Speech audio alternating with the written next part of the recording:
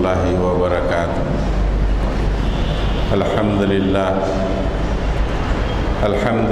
نحمدہ ونستعینہ ونستغفرہ ونؤمن بہ ونتوکل علیہ ونعوذ باللہ من شرور انفسنا ومن سیئات اعمالنا من یہد اللہ فلا مضل لہ ومن یضلل فلا ہادی لہ ونشهد أن لا إله إلا الله وحده لا شريك له ونشهد أن محمدا عبده ورسوله أرسل بالحق بشيرا ونذيرا وداعيا إلى الله بإذنه وسراجا منيرا اللهم صل على محمد وعلى آل محمد وبارك وسلم۔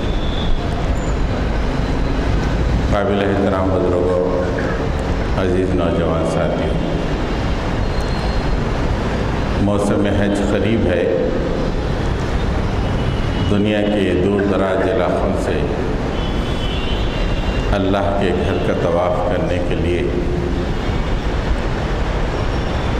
شمع محمدی کے پروانے جوق در جوق ام القری میں جمع ہو رہے ہیں۔ کچھ دن کے بعد ذو الحجہ کا مہینہ شروع ہوگا، پھر 8 تاریخ سے حج کے مراسم شروع ہوں گے۔ جو لوگ حج سے پہلے پہنچ رہے ہیں وہ عمرے سے فارغ ہو کر مسجد حرام میں بیٹھ کر اللہ کا ذکر، فکر، اس کی کتاب کی تلاوت، طواف وغیرہ میں مشغول رہتے ہیں۔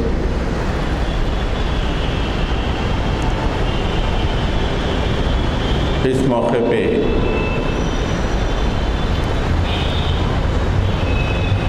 مسجد حرام کی 4 اہم ترین حصے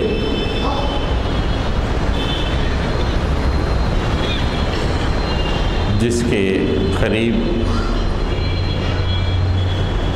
ایک حاجی جاتا ہے، ایک معتمر جاتا ہے، ان سے کیا سبق حاصل کرنا چاہیے اور ان کو دیکھنے کے بعد ہماری زندگیوں میں کیا تبدیلی آنی چاہیے، یہ بات واضح ہو جائے گی۔ اور وہ روح اور وہ کیفیت ایک حاجی لے کر مسجد حرام سے لوٹتا نہیں ہے تو اس کی باقی زندگی بے کیف اور بے سرور گزر جاتی ہے۔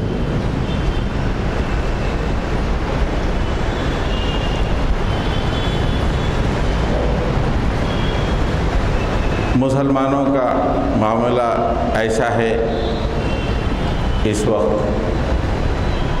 جیسے دوسرے اقوام نے اپنے لیے چند مراکز بنا لیے ہیں، ان کو جانا اور واپس آ جانا اجر و ثواب سمجھتے ہیں۔ بے شک اس میں کوئی شک نہیں، بہت بڑا اجر و ثواب ہے، لیکن ان مقامات سے کیا تاریخ وابستہ ہے اور وہ تاریخ ہم سے کیا مطالبہ کرتی ہے، اور وہ تاریخ کے ہوتے ہوئے ہم اللہ سبحانہ و تعالیٰ کو کیا صورت بتائیں گے، وہ اہم ترین پیغام ہے جو اس وقت ملت اسلامیہ کے سامنے آنا ہے۔ حضرت گرامی، حج کی ابتدا تو حضرت ابراہیم علیہ السلام نے فرمائی، پھر وہ حج مختلف رسومات اور شرک کے عملیات سے آمیزش پا کر نبی کریم صلی اللہ علیہ وسلم کے ہاتھوں تطہیر پایا۔ آپ صلی اللہ علیہ وسلم مکے میں پیدا ہوئے، ام القریٰ میں، جہاں اللہ کا قدیم گھر موجود۔ اور جب آپ 40 سال کے ہوئے تو اللہ تعالیٰ نے آپ کو نبی بنایا،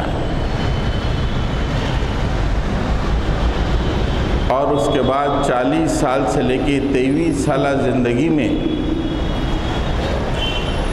اللہ کے نبی نے اپنی انتھک کوششوں کے ذریعے سے حالات کو جو ریورس کیا،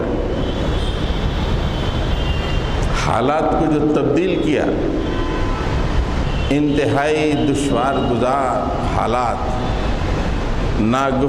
ناگفتبے حالات سے اللہ کے نبی گزرے کہ اگر ہم ان حالات کے بارے میں سوچیں آج بھی تو رونگٹے کھڑے ہو جاتے ہیں۔ شاید ہی ہم میں سے کوئی ان حالات سے گزرا ہو۔ ان حالات سے گزرتے ہوئے بھی اللہ کے نبی نے حالات کو بالکل ریورس کیا، پلٹایا،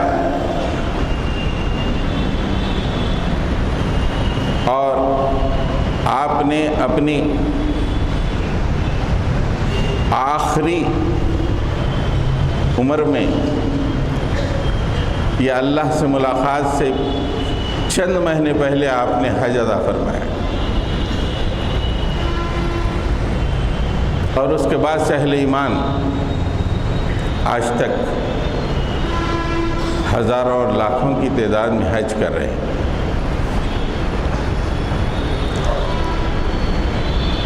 مسجد حرام کے 4 اہم مقامات اور ان سے اللہ کے نبی صلی اللہ علیہ وسلم کے 2 طرح کے واقعات منسوب ہیں۔ ایک انتہائی دشوار گزار حالات سے جب آپ گزر رہے تھے، پھر آپ نے کس طرح کوششیں کر کے ان حالات کو پلٹا کہ اسی مقام سے جو واقعہ ملتا ہے وہ انتہائی مثبت۔ ہم خالی برکت کے لیے جاتے ہیں، اپنی کچھ دعائیں وہاں پہ کر لیتے ہیں اور واپس آتے ہیں، لیکن اللہ کے نبی صلی اللہ علیہ وسلم نے جو حالات کو موڑا، کس طرح لیل و نہار آپ نے گزاری اور تاریخ کو بدلا، یہ ہمارے ذہن میں نہیں آتا۔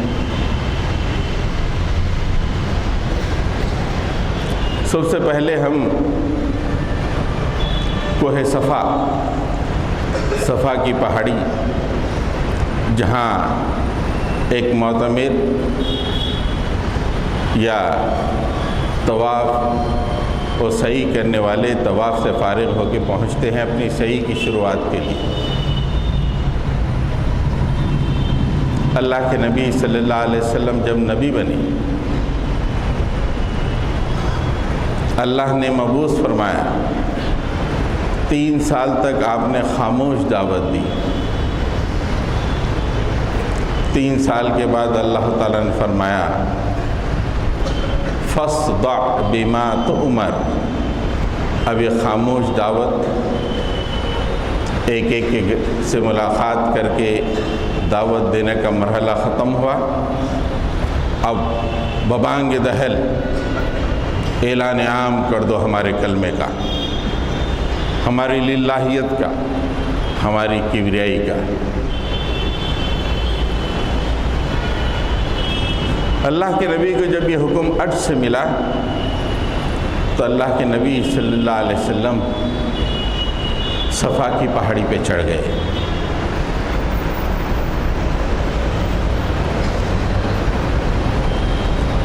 اس زمانے کے رواج کے مطابق کوئی بھی پریشان حال آدمی ہوتا،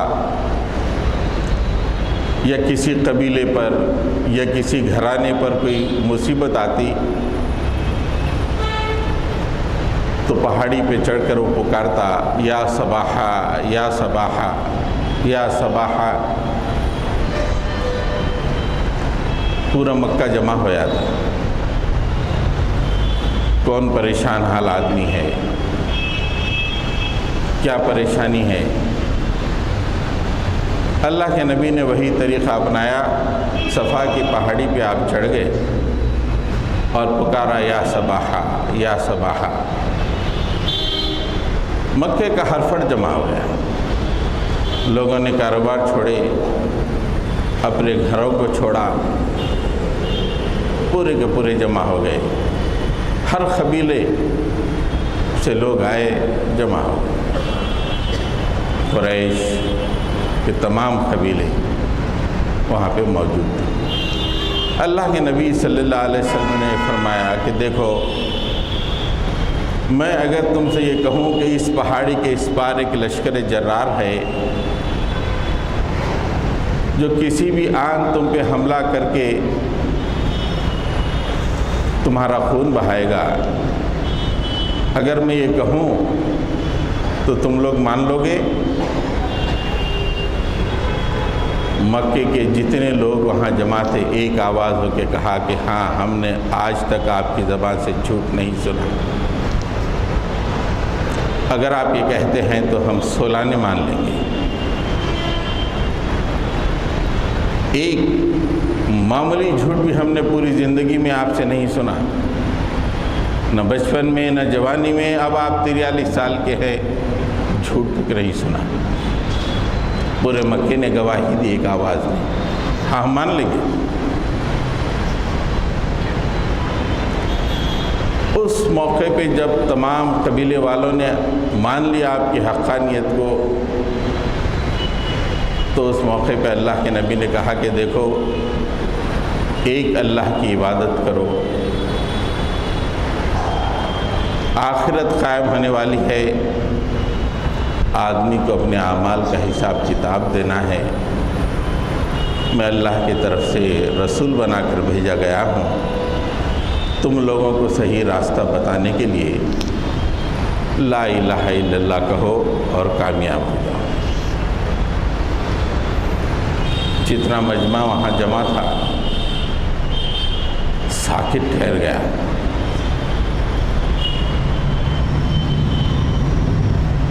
آپ صلی اللہ علیہ وسلم کا چچا ابوالہب, اس نے کہا تیرے دونوں ہاتھ ٹوٹ جائیں کہ اس کام کے لیے, اس بات کے لیے تو نے ہم کو بلایا, ہمارے کاروبار چھڑوائے, ہماری مصروفیتوں کو چھڑوایا اس بات کے لیے. اور ایک روایت میں یہ بھی آتا ہے کہ کنکروں کو لے کے اس نے اللہ کے نبی کو مارا کہ اس کام کے لیے تم ہمیں بلاتے. آنن فانن میں پورا مجمع چھٹ گیا. اور اس واقعے کے بعد اللہ کے نبی صلی اللہ علیہ وسلم کی زندگی کو کسی بھی سیرت میں پڑھیے, ایسی زندگی صبح شام پریشانیوں کی زندگی. آپ پہ ایمان لانے والوں کی زندگیاں پریشانیوں کی زندگی. آج جو پریشانیاں ساری دنیا میں مسلمانوں پہ آ رہے ہیں وہ ان پریشانیوں کا عشر عشیر بھی نہیں.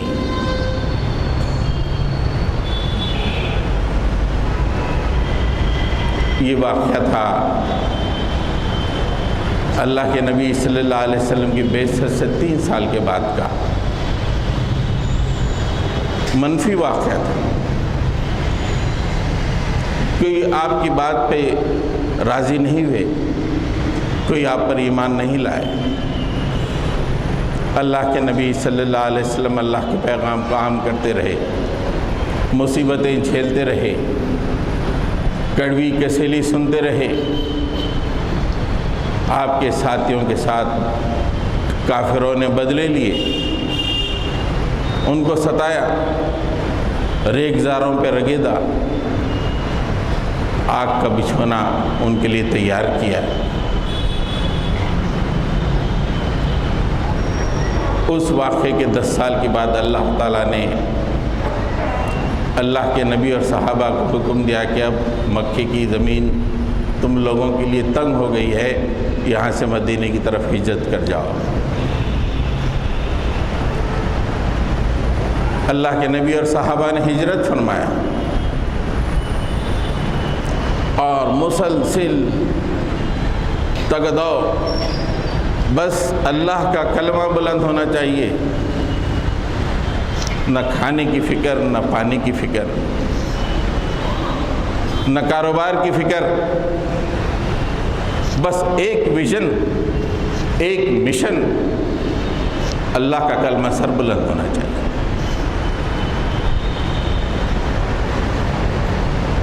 یہاں تک کہ حج فرض ہوا،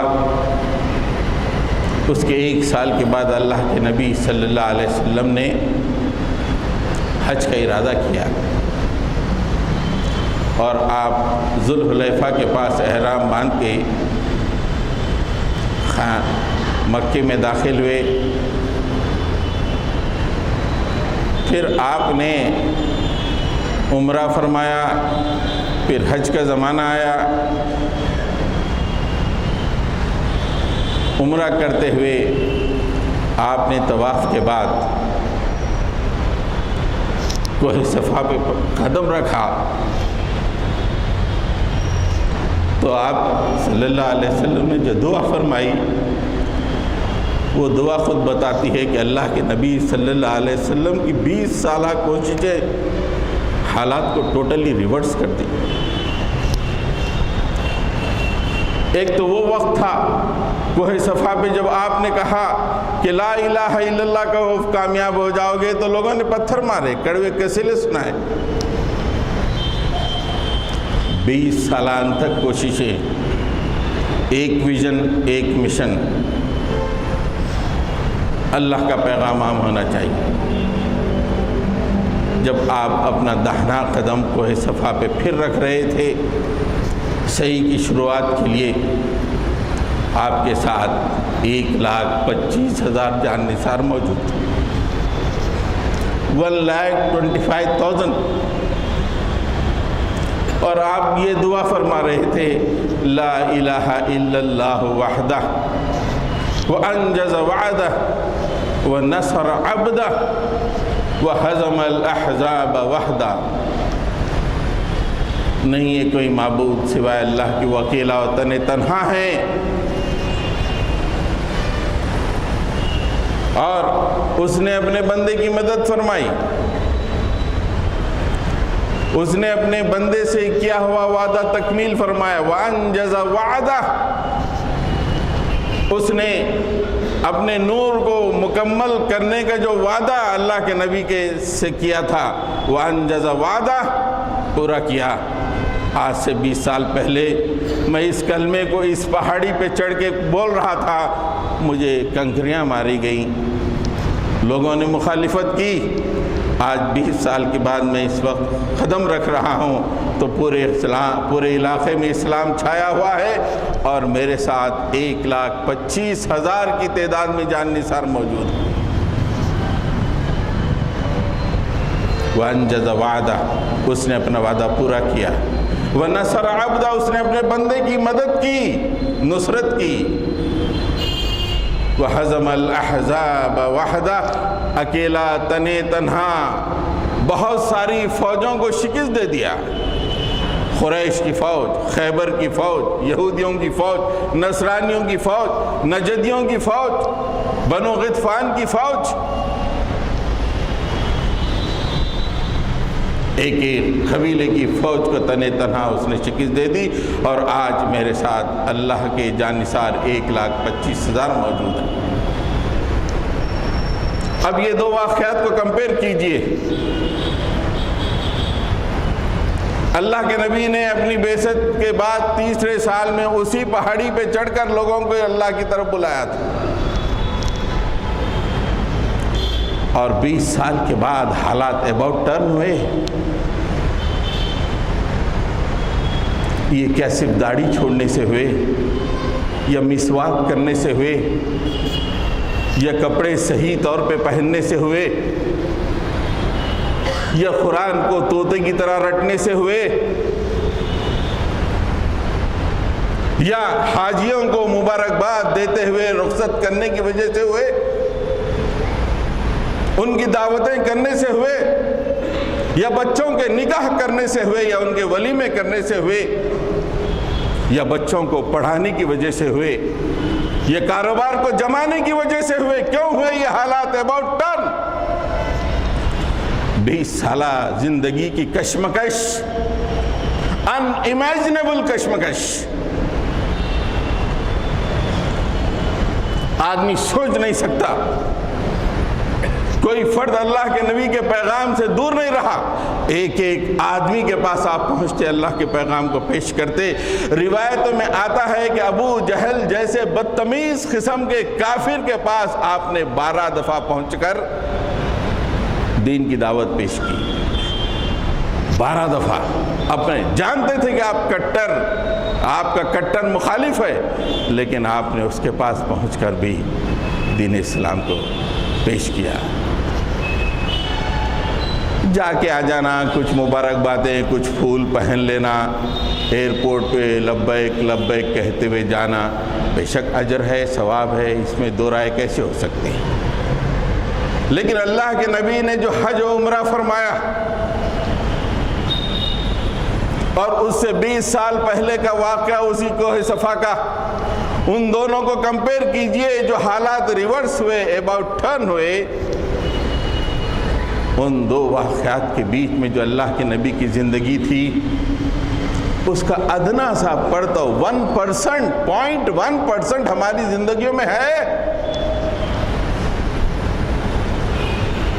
1% تو بہت اونچا، 0.1% جو 20 سال میں اللہ کے نبی نے حالات کو اباؤٹ ٹرن کیا۔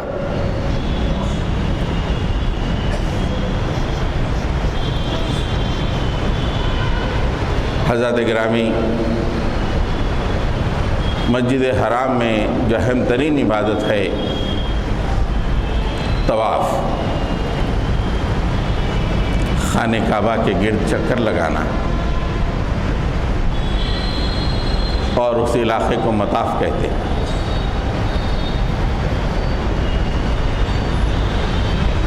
آپ کا اندازہ ہے اللہ کے نبی صلی اللہ علیہ وسلم کو اس مطاف میں سجدہ کرنا بیان کر دیا گیا تھا، سجدہ نہیں کر سکتے آپ۔ کوئی سوچ سکتا ہے نہیں سجدہ نہیں کر سکتے؟ پورے قریش ایک آواز ہو کے فیصلہ کیا کہ محمد نعوذ باللہ یہاں سجدہ نہیں کر سکتے۔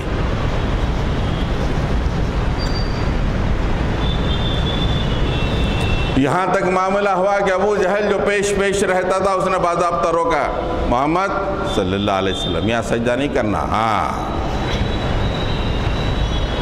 اللہ کے نبی کہاں ماننے والے تھے؟ آپ کی پشت پر عظیم الشان طاقت، اللہ کی طاقت تھی، کہاں ماننے والے تھے ان مکڑی کے جالوں سے؟ آج ہم ان مکڑی کے جالوں سے پریشان ہو جاتے ہیں۔ اللہ کے نبی جب بھی آتے وہاں پہ نماز ادا کرتے۔ ایک دفعہ کا واقعہ ہے، ابو جہل نے کہا کہ میں بار بار اس کو سجدوں سے روکتا ہوں، یہ مانتے نہیں ہیں، مجھے چھوڑو، میں آج اس کے سر کو کچل دوں گا۔ وہ مطاف جہاں پہ 175 کروڑ ساری دنیا کے مسلمان ایک سجدہ کرنے کے لیے آج ترستے ہیں، ان کا نبی پہ وہاں سجدہ بیان تھا، اور ابو جہل نے کہا کہ اگر اب آئے گا اور محمد صلی اللہ علیہ وسلم سجدہ کریں گے تو میں ان کے سر پہ یہ بہت بڑا پتھر ڈال کے ختم کر دوں گا، معاملہ ختم ہو جائے گا۔ قریش پورے جمع ہو گئے، آج معاملہ ختم ہونے والا ہے۔ اللہ کے نبی تشریف لائے، آپ نے نماز کے لیے رکعت باندھی، سجدے میں جب پہنچے تو ابو جہل اتنا بڑا پتھر لے کے قریب پہنچا۔ لوگ بڑے اشتیاق سے دیکھ رہے تھے، کفاران قریش لیکن اچانک جب ابو جہل قریب پہنچا تو ڈرتے ہوئے بھاگتے ہوئے پیچھے لوٹ کے چہرے پہ وحشت پلٹ کر آ گیا، ڈرتا ہوا، چہرے پہ وحشت طاری ہے۔ ارے ابو الولید، ابو الحکم، تم نے یہ کیا کر دیا؟ ڈر کی وجہ سے اس کا ہاتھ سے پتھر بھی نہیں چھوٹ رہا تھا۔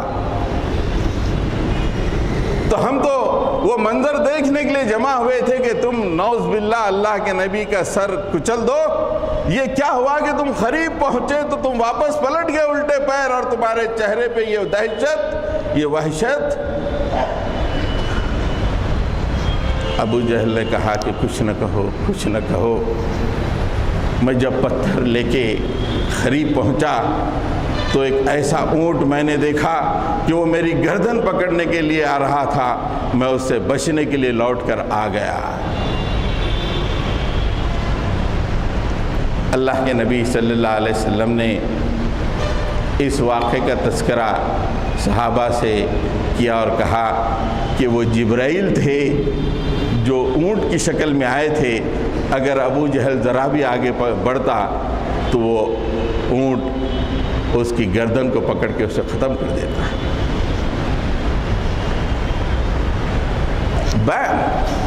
أَرَأَيْتَ الَّذِي يَنْهَى عَبْدًا إِذَا صَلَّى أَرَأَيْتَ إِنْ كَانَ عَلَى الْهُدَى أَوْ أَمَرَ بِالتَّقْوَى، کہ آپ نے اس شخص کو دیکھا جو نماز کو منع کرتا ہے۔ أَرَأَيْتَ الَّذِي يَنْهَى عَبْدًا إِذَا صَلَّى، ہمارے بندے کو نماز سے روکتا ہے، کیا تم نے اس کو دیکھا؟ بار بار ایک ہی مطالبہ کرتا تھا ابو جہل رسول اللہ سے، یہاں نماز نہیں پڑھنا۔ جبھی بھی اللہ کے نبی خانہ کعبہ کے قریب آگے آتا نماز نہیں پڑھنا، بار بار مطالبہ کرتا۔ ایک دن اللہ کے نبی نے جھڑک دیا، چل ہٹ راستے سے، میں تو یہاں پہ نماز پڑھوں گا۔ اس جھڑکی سے وہ اتنا غصے میں آ گیا، اس نے کہا محمد تم مجھے جھڑکتے ہو؟ کہ تم نہیں جانتے کہ اس وادی میں سب سے بڑی ٹولی میری ہے، سب سے بڑی جماعت میری ہے؟ کہ تم نہیں جانتے اور تم مجھے جھڑکی دیتے ہو؟ اللہ کے نبی نے خاموشی اختیار کی۔ عرش والے نے جواب دیا،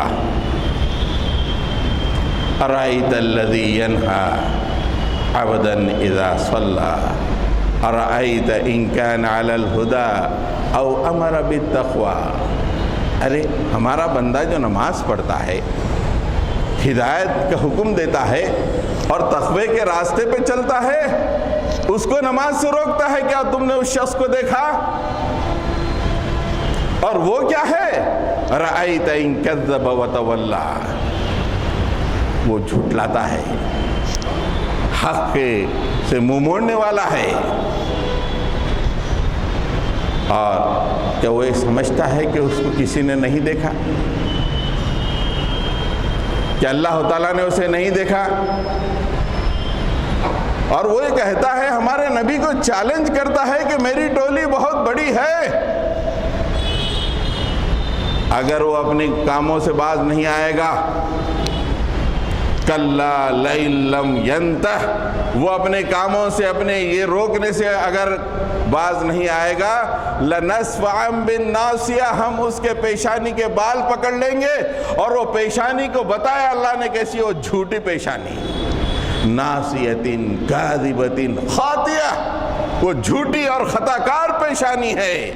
اور چیلنج کرتا ہے کہ ہماری جماعت بہت بڑی ہے اس وادی میں، فَلْيَدْعُ نَادِيَهُ، بلا لے اپنی پوری جماعت کو۔ ہم بھی ریاکشن کے لیے تیار ہیں، سَنَدْعُ الزَّبَانِيَةَ، ہم دوزخ کے فرشتوں کو بلا لیں گے۔ چیلنج ایکسپٹڈ، عرش والے نے ایک چیلنج کا ایکسپٹ کیا۔ تم سمجھتے ہو کہ ہماری تعداد بڑی ہے، ہماری جماعت بڑی ہے، ہم ایکسپٹ کر رہے ہیں، ساری دنیا کے کاروبار چلانے والے بلا لو اپنی جماعت کو، ہم بھی دوزخ کے فرشتوں کو بلا لیں گے۔ یہ اس مطاف کا ماحول تھا کہ اللہ کے نبی سجدہ نہیں کر سکتے. اللہ کے نبی صلی اللہ علیہ وسلم حج کے لیے تشریف لائے. حالات بہت ٹرن ہو گئے. ایسے حالات بہت ٹرن ہوئے کہ اللہ تعالیٰ نے 1 سال پہلے ہی آیتیں نازل کر دی کہ یہ لاسٹ ایئر ہے، مشرکین اور کافرین ہمارے گھر میں آ سکتے ہیں. اس کے بعد صرف 4 مہینے کی اجازت ملے گی، اس کے بعد ان کا آنا بند. صرف مسلمان ہی ہمارے گھر میں آ سکتا ہے. 1,25,000 صحابہ کی امامت اللہ کے نبی نے اسی مطاف میں ٹھہر کے کی. کتنا بڑا تاریخ کا تضاد. ایک وہ وقت کے سجدے کو، اللہ کے رسول کو سجدہ کرنے کی ممانعت، اور چند ہی سالوں کے اندر حالات ایسے تبدیل ہوئے کہ اللہ کے نبی خانہ کعبہ کے پاس ٹھہرے ہوئے ہیں اور 1,25,000 صحابہ کی امامت کر رہے ہیں، اور خانہ کعبہ پہ چڑھ کر حضرت بلال اذان دے رہے ہیں.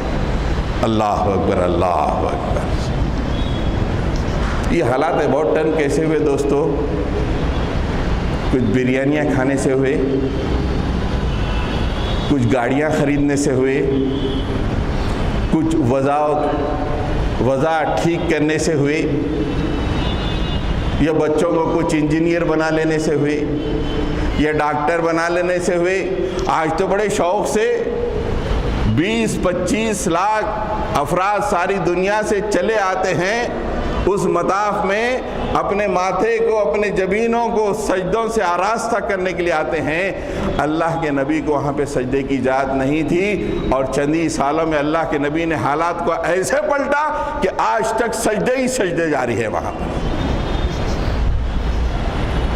کیا ہم مریں گے نہیں؟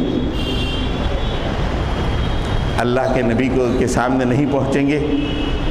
ارے تو حج کیا میرے امتی، پھول پہن کے حج کیا، بریانیاں کھا کے حج کیا، لوگوں نے ایئرپورٹ تک تجھے پہنچ کے تہنیت کی، اتنی آسانی سے کر کے آ گیا. اتنا آسان تیرا حج کرنے کے بنانے کے لیے میں نے جو مشکلات اٹھائی، اس کی ان مشکلات کا عشر عشیر بھی تیری زندگی میں موجود ہے.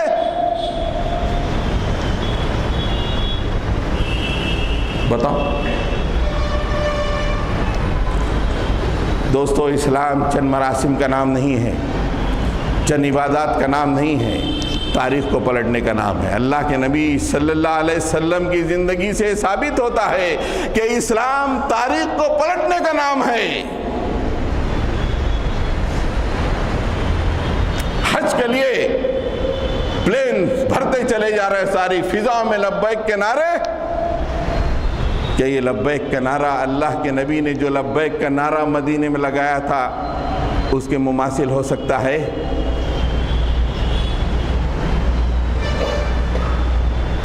ہم تو صرف پیٹ بھرنے کے لیے، کچھ سٹینڈرڈ آف لائف بنانے کے لیے، ہاں چلو نمازیں پڑھ لو، ذرا تھوڑے دیندار کہلوانا ہے تو ہماری طرح کرتا پائجامہ داڑھی چھوڑ لو بس. عام تو کیا خواص سے ہم پوچھتے ہیں کہ اللہ کے نبی کی زندگی کا کچھ عشر عشیر بھی ہے جنہوں نے حالات کو ایسے الٹ دیا.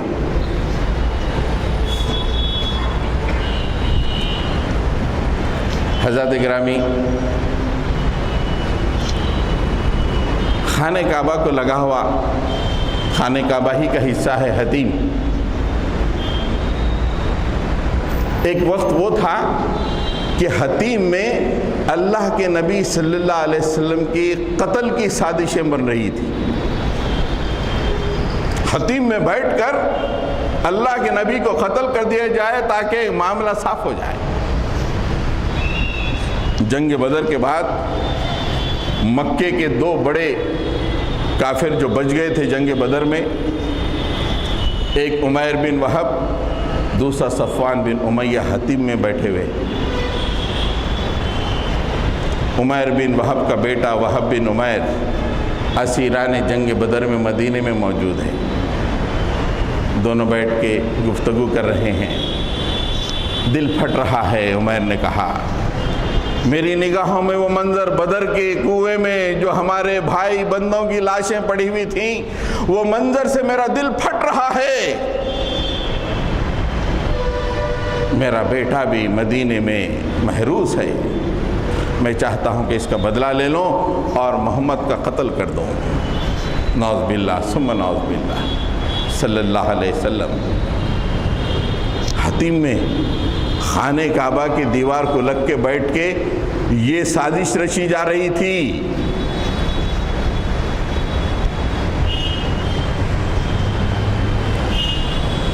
عمیر بن وہب نے کہا کہ مگر کیا کروں، مجھ پہ قرض کا بوجھ ہے اور میرا کنبہ ذرا بڑا ہے، اگر میں ختم ہو جاؤں تو میرے کنبے کو پالنے والا کون ہے، میرا قرض ادا کرنے والا کون ہے؟ چونکہ میرا بچہ مدینے میں محروس ہے، میں جا کے مدینے میں رسول اللہ سے مل سکتا ہوں، اس بہانے سے نعوذ باللہ آپ کا قتل کر سکتا ہوں، لیکن قرض زیادہ ہے اور کنبہ بڑا ہے۔ صفوان بن امیہ نے کہا کہ ڈونٹ وری، فکر مت کر، تیرا قرض میں ادا کر دوں گا اور تیرے کنبے کو میں پالوں گا، لیکن یہ کام کر گزر۔ اس نے کہا کہ شور، بالکل صحیح کہہ رہے ہو، بالکل ٹھیک ہے۔ عمیر بن وہب تلوار کو کمر میں حمائل کرتے ہوئے مدینہ پہنچا۔ مسجد نبوی کے باہر حضرت عمر نے دیکھا، باڈی لینگویج کے ماہر تھے حضرت عمر، دیکھتے ہی پہچان لیا کہ کچھ غلط ارادے سے آئے ہیں۔ پوچھا نہیں میں اپنے بچے کی حراست کو ختم کرنے کے لیے، اس کو چھڑانے کے لیے آیا ہوں، رسول اللہ سے گفتگو کرنے کے لیے، مجھے اندر جانے دو۔ چند صحابہ عمیر بن وہب کو رسول اللہ کے پاس لے گئے۔ اس سے پہلے رسول اللہ سے اجازت، رسول اللہ سے حالات بتائے تو اللہ کے نبی نے فرمایا کہ اسے آنے دو۔ چند صحابہ عمیر بن وہب کو رسول اللہ کے سامنے بٹھائے۔ اللہ کے نبی نے پوچھا کہ بھئی آنے کی وجہ کیا ہے، صحیح بولو۔ میرا بیٹا وہب بن عمیر آپ کے پاس حراست میں ہے، جنگ بدر میں قید ہوا تھا، اس کو چھڑانے کے لیے آیا۔ کیا سچ کہتے ہو تم؟ ہاں بالکل، اسی کام کے لیے میں آیا۔ پھر یہ تلوار کیوں لائے ہو تم؟ تلوار لانے کا مطلب قیدی کو چھڑانا نہیں، قیدی کو اگر چھڑانا ہوتا تو تلوار کیوں لاتے؟ اس نے کہا کہ یہ تلوار کیا کام آئی ہمارے، جنگ بدر میں تو آپ ہی کی تلواریں کامیاب ہوئی، ہماری تلواریں کیا کام آئیں؟ نہیں کیا مقصد سے آئے ہو بولو؟ نہیں کوئی مقصد نہیں، بس میں نے اپنے بچے کو چھڑانے کے لیے آیا۔ اس موقع پہ اللہ کے نبی نے فرمایا کہ اے عمیر، تم اور صفوان بن امیہ حتیم میں بیٹھ کے کیا پلان بنائے، ذرا یہ تو بتاؤ۔ حتیم میں بیٹھ کر تم اور صفوان بن امیہ نے کیا پروگرام بنایا جس کے بعد تم یہاں آئے ہو، وہ تو بتاؤ۔ کھڑا ہو گیا اور اعلان کیا کہ آپ اللہ کے نبی ہیں، اس لیے کہ میں اور صفوان بن امیہ جب حتیم میں موجود تھے اس وقت تیسرا کوئی آدمی نہیں تھا، اس کی اطلاع آپ کو ملی، اس کا مطلب ہے کہ اللہ نے اس کی اطلاع آپ کو دی ہے۔ میں آپ پر ایمان لاتا ہوں، کلمہ پڑھ لیتا ہوں۔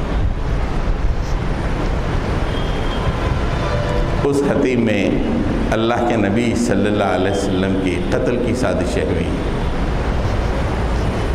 اللہ کے نبی صلی اللہ علیہ وسلم حج فرما رہے تھے، 1,25,000 جان نثار، اور اس میں سے پورے صحابہ حتیم میں جمع تھے، جن کو موقع ملتا حتیم میں دل میں آپ کے لیے بے انتہا محبت، عشق، جان دینے کا جذبہ اس حتیم میں 2 رکعت نماز پڑھنے کے لیے بے چین ہوتے ہیں، ہمارے عورتیں بھی مرد بھی، لیکن حتیم کے حالات کو اللہ کے نبی نے اباؤٹ ٹرن کیا۔ جہاں آپ کے قتل کی سازش ہو رہی وہاں پہ اللہ کے نبی نے ان کو ہٹا کر آپ کے جان نثاروں کو حتیم میں جمع ہونے کا موقع دیا۔ یہ حالات اباؤٹ ٹرن کیسے ہوئے؟ خالی 3.5 لاکھ روپے دے کے حج کرنے سے ہوئے؟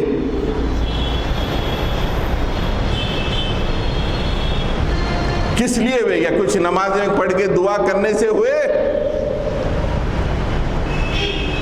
حتیم میں نماز پڑھنے کا ہر آدمی، ہر مسلمان کے دل میں ایک تمنا ہے، خواہش کہ خانہ کعبہ ہی کا حصہ ہے، اس میں نماز پڑھ لیں تو اللہ تعالیٰ کے پاس سرخرو ہو جائیں گے۔ لیکن اللہ کے نبی نے جو حالات کو اباؤٹ ٹرن کیا اس کا کوئی پڑتو ہے ہماری زندگی میں؟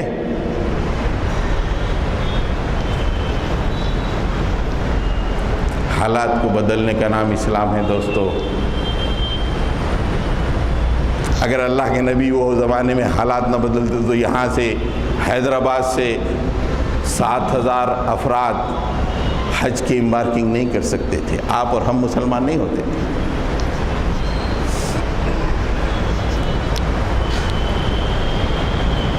یہاں تو خالی مول صاحب آئے بولتے خانہ کعبہ کو خالی گھورتے رہے بھی تو ثواب ہے، بے شک ثواب ہے، لیکن اس کو گھورنے کے موقع اللہ کے نبی نے کیسے فراہم کیا؟ کیا اگر وہاں ابو جہل جیسا کوئی ہوتا تو بیٹھ کے گھور سکتے تھے؟ آج تو گھور کے دیکھنا بڑی آسان بات ہے، اگر اس کے بارے میں کہو تو ارے تو اس کی مخالفت کر رہا ہے یہ کہیں گے، لیکن گھور کے اطمینان سے دیکھنے کا موقع اللہ کے نبی کی زندگی کیسے بنائی، اس کا کیا ہے ہماری زندگی میں؟ حج کے موقع پہ غور کرنا چاہیے، عمرے کے موقع پہ غور کرنا چاہیے۔ ملتزم جہاں حج کے زمانے میں تو جگہ ملنا مشکل ہے، خانہ کعبہ کا دروازہ اور اس کے نیچے کا حصہ،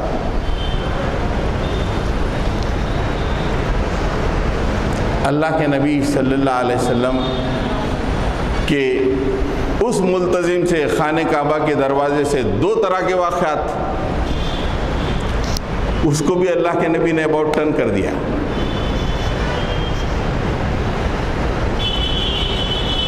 خانہ کعبہ کی چابی حضرت عثمان بن طلحہ کے پاس تھی۔ ایک دن اللہ کے نبی صلی اللہ علیہ وسلم جب مکے میں موجود تھے، عثمان بن طلحہ کو طلب کیا اور کہا کہ اے عثمان، میں خانہ کعبہ میں داخل ہونا چاہتا ہوں، ذرا دروازے کی چابی دے دو۔ نہیں تم کو نہیں مل سکتی چابی، straight away on the face, نو، آپ کو نہیں ملے گی۔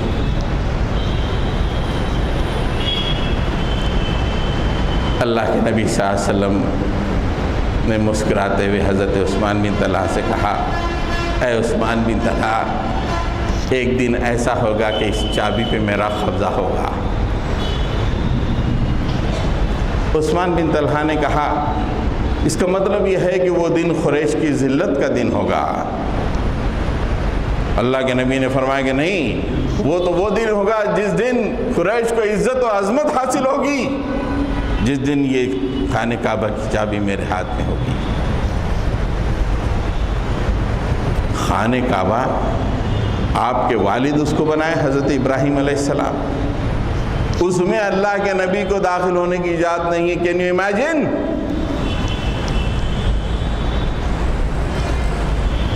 اور پھر کیا محنتیں کی ہوں گی اللہ کے نبی نے کہ وہ چابی کو آپ کے حوالے کر دیا گیا۔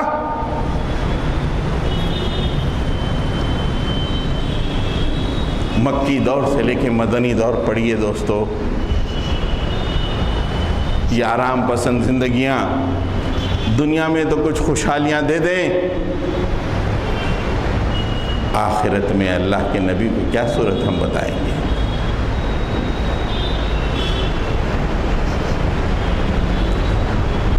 اللہ کے نبی صلی اللہ علیہ وسلم جب مکے کو فتح کیے،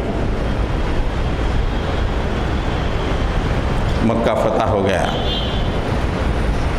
اس موقع پہ اللہ کے نبی صلی اللہ علیہ وسلم نے چابی کو طلب کیا۔ عثمان بن طلحہ بلا چوں چرا لا کے اللہ کے نبی کے ہاتھ میں چابی دے دی۔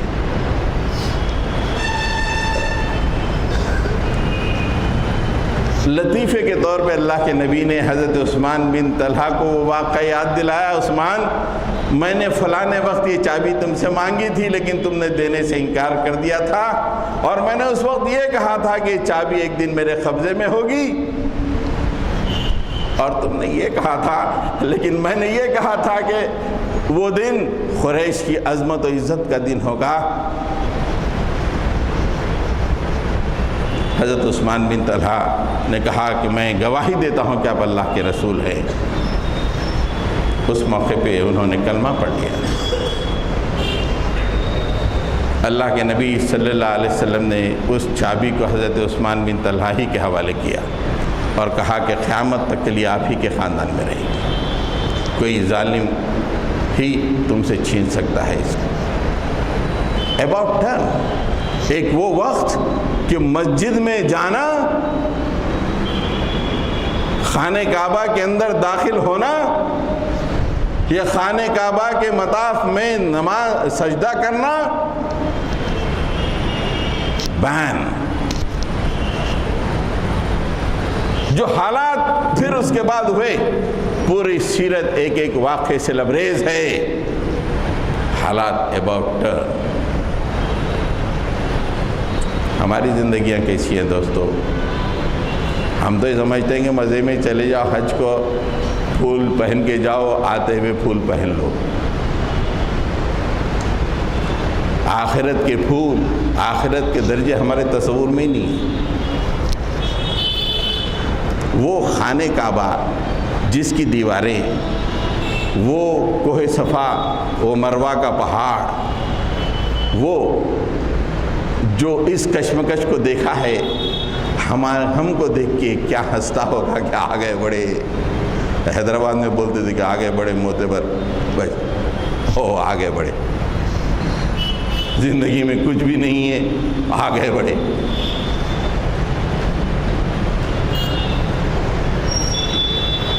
عرض مدعا یہ ہے کہ ہم دنیا میں جو آئے ہیں لوگوں کو روشنی بتانے کے لیے آئے ہیں۔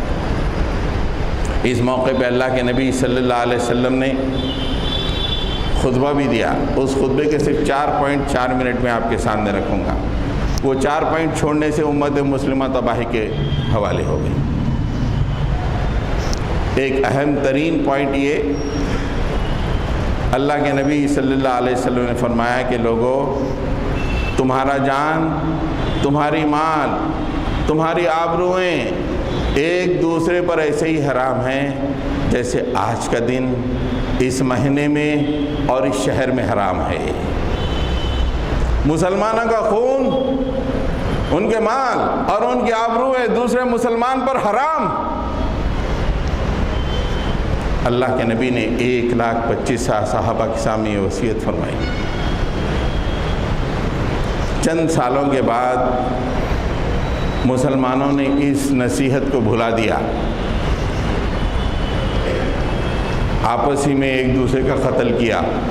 اللہ تعالیٰ نے وہ عظیم الشان نعمت جسے خلافت کہتے ہیں، اللہ نے چھین لیا۔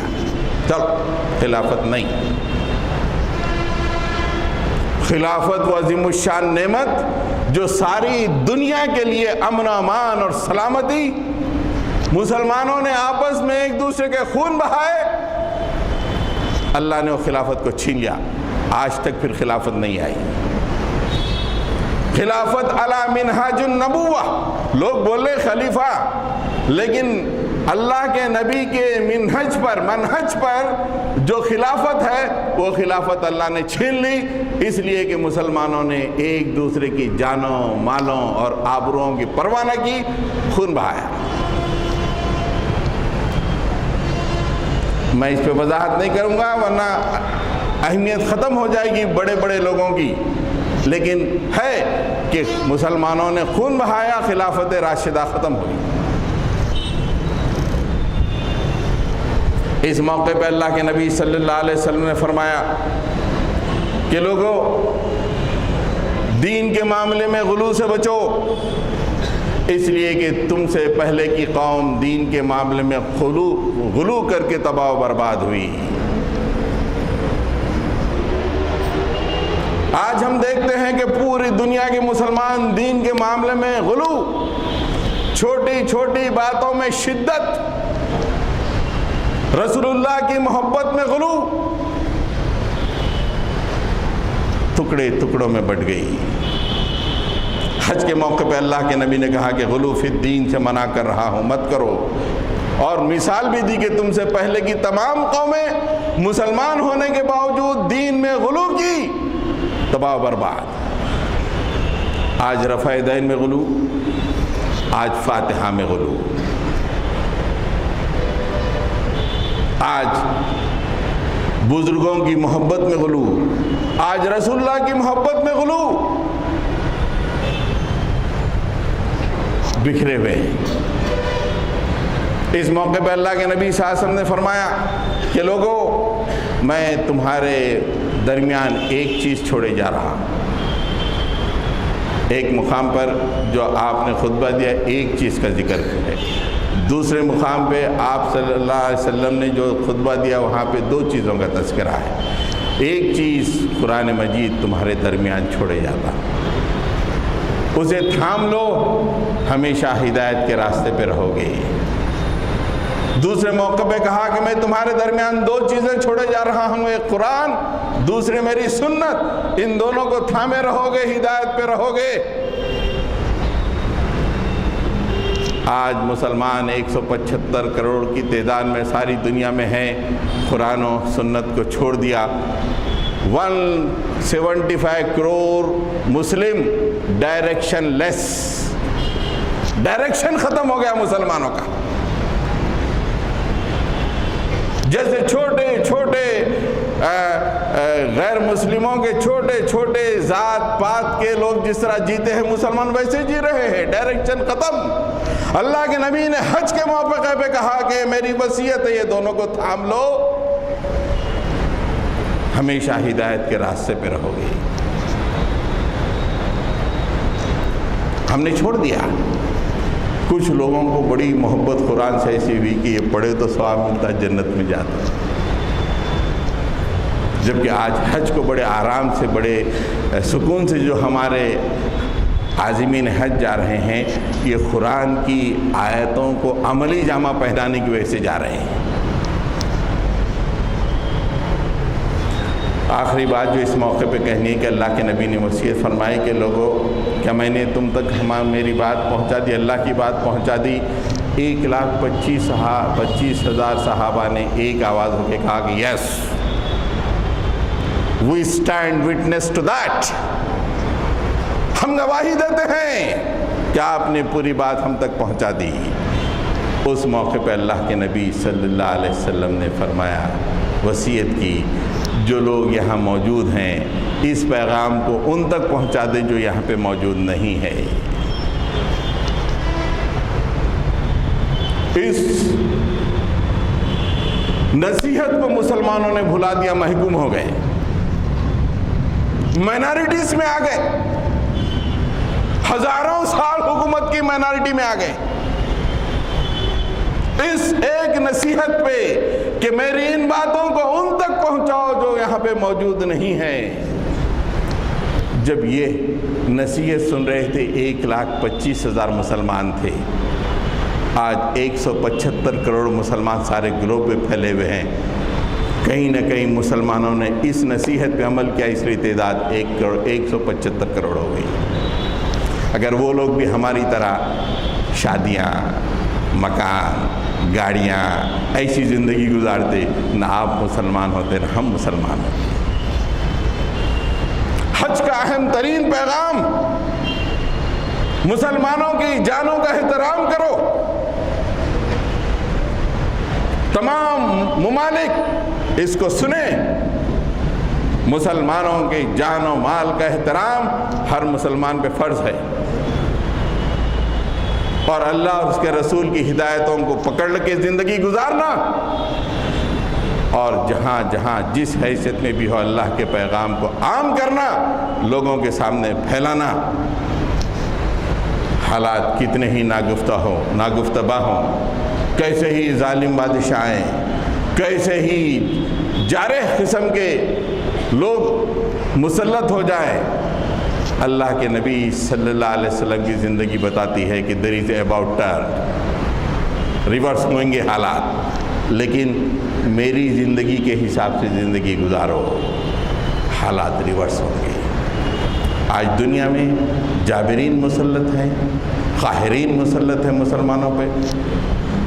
حج کا پیغام یہ ہے کہ گھبرانے کی کوئی ضرورت نہیں، رسول اللہ کے اسوے کو پکڑ لو، حالات اباؤٹ ٹرن ہو جائیں گے۔ وآخر دعوانا ان الحمدللہ رب العالمین۔ حضرات گرامی، اس موقع پہ